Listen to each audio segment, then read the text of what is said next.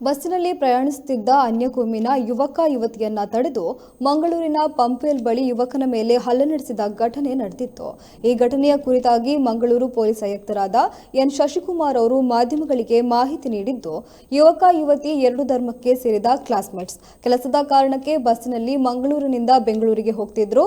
ಇದನ್ನರಿತ ತಂಡವೊಂದು ರಾತ್ರಿ ಸುಮಾರು 9:30ಕ್ಕೆ ಬಸ್ಸನ್ನು ಅಡ್ಡ ಹಾಕಿ ಬಸ್ಸಿನಿಂದ ಇಬ್ಬರನ್ನು ಇಳಿಸಿ ಯುವಕನ ಮೇಲೆ ಹಲ್ಲೆ ನಡೆಸಿದೆ.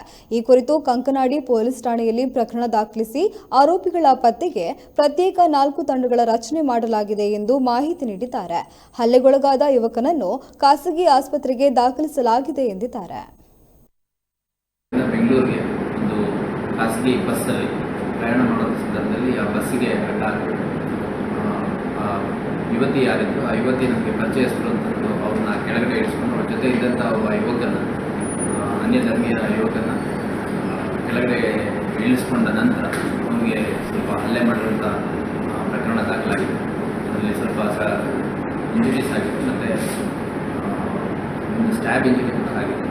ಸೊ ಆ ನಿಟ್ಟಿನಲ್ಲಿ ನಾವು ಕಂಕನಾಡಿ ಪೊಲೀಸ್ ಠಾಣೆಯಲ್ಲಿ ಒಂದು 307 ಕೊಲೆ ಪ್ರಯತ್ನದ ಪ್ರಕರಣ ಮತ್ತು ಇತರೆ ಕಲಂಗಳನ್ನು ಒಳಗೊಂಡಂತೆ ಒಂದು ಪ್ರಕರಣವನ್ನು ದಾಖಲು ಮಾಡಬೇಕಿದೆ. ಮತ್ತು ನಮ್ಮ DCP law and order Hariram Shankar ಮತ್ತು ನಮ್ಮ ACP ರಂಜಿತ್ ಅವರ ನೇತೃತ್ವದಲ್ಲಿ 3-4 ತಂಡಗಳನ್ನು ಮಾಡಿದ್ದೀವಿ. ಆರೋಪಿಗಳನ್ನ ಯಾರು ಅಂತ ಐಡೆಂಟಿಫೈ ಮಾಡಾಗಿದೆ. ಆರೋಪಿಗಳನ್ನ ಆದಷ್ಟು ಬೇಗ ಪತ್ತೆ ಮಾಡಬೇಕು. ಸರ್, ಈಗ ಈ ಇನ್ಸಿಡೆಂಟ್ನಲ್ಲಿ ಕಳೆದ ಒಂದು 2 ವೀಕ್ಗಳಿಂದ ಕ್ರಮ ನಡೀತಾ ಇದೆ. ಇದನ್ನಾಗ ಈ ಕಂಟ್ರೋಲ್ ಮಾಡಲಿಕ್ಕೆ ಇಲ್ಲ ನೋಡಿ, ನಾನು ನೋಡಿದಂಗೆ ಕಳೆದ ಒಂದು 2 ತಿಂಗಳಲ್ಲಿ ಒಂದು 3-4 ಪ್ರಕರಣಗಳು ನಡೆದಿದೆ. ಅಂದರೆ ಒಂದು ಯಾವುದೋ ಒಂದು ಬೀಚ್ ಹತ್ರ ಹೋದಂಥ ಸಂದರ್ಭದಲ್ಲಿ ಮತ್ತು ಪಾರ್ಕ್ ಸುತ್ತಮುತ್ತ ಇದ್ದಂಥ ಸಂದರ್ಭದಲ್ಲಿ. ಬಟ್ ಅದರಲ್ಲಿ ಒಂದು ವಿವರಗಳನ್ನು ತೊಗೊಳುವಂಥದ್ದು, ಯಾರು ಏನು ಅಂತ ಕೇಳುವಂಥದ್ದು ಅಷ್ಟು ಮಾತ್ರ ಸೀಮಿತ ಆಗಿತ್ತು. ಬಟ್ ನೆನ್ನೆ ಇನ್ಸಿಡೆಂಟ್ ಏನಿದೆ, ಹಲ್ಲೆ ಮಾಡಿ ಸ್ಟಾರ್ ಮಾಡುವಂಥ ಮಟ್ಟಿಗೆ ಹೋಗಿದೆ. ಸೊ ಹಿಂದೆ ಆದಂಥ ಸಂದರ್ಭದಲ್ಲೂ ಕೂಡ ನಾವು ಪ್ರಕರಣಗಳು ದಾಖಲು ಮಾಡಿಕೊಂಡಿದ್ದೀವಿ. ಮತ್ತು ಸೂಕ್ತ ಕಲಂಗಳಡಿಯಲ್ಲಿ ಪ್ರಕರಣ ದಾಖಲಾದಂಥ ಸಂದರ್ಭದಲ್ಲಿ ನೆಕ್ಸ್ಟ್ ಅವ್ರನ್ನ ಕೋರ್ಟಿಗೆ ಪ್ರೊಡ್ಯೂಸ್ ಮಾಡಬೇಕಾದ್ರೆ ಸ್ಟೇಷನ್ ಡೆಲಿವರಿಗೆ ಅದನ್ನೆಲ್ಲ ಆ ಪ್ರಕಾರ ಕಾನೂನಲ್ಲಿ ಏನು ಅವಕಾಶ ಇದೆ ಆ ಪ್ರಕಾರ ಕ್ರಮ ಕೂಡ ಕೈಗೊಂಡಿದ್ದೀವಿ.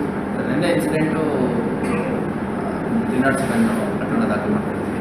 ಮತ್ತು ಈಗಾಗಲೇ ಸುಮಾರು ಜನ ವಶಕ್ಕೆ ತೊಗೊಂಡು ಯಾರ್ಯಾರ ಮೇಲೆ ಅನುಮಾನ ಇತ್ತು ಮತ್ತು ಯಾರು ಕೃತ್ಯ ಮಾಡಿದ್ದಾರೆ ಅನ್ನೋಂಥದ್ದು ಸುಮಾರು 7-8 ಜನ ನಾವು ಈಗಾಗಲೇ ವಶಕ್ಕೆ ತೊಗೊಂಡಿದ್ದೀವಿ.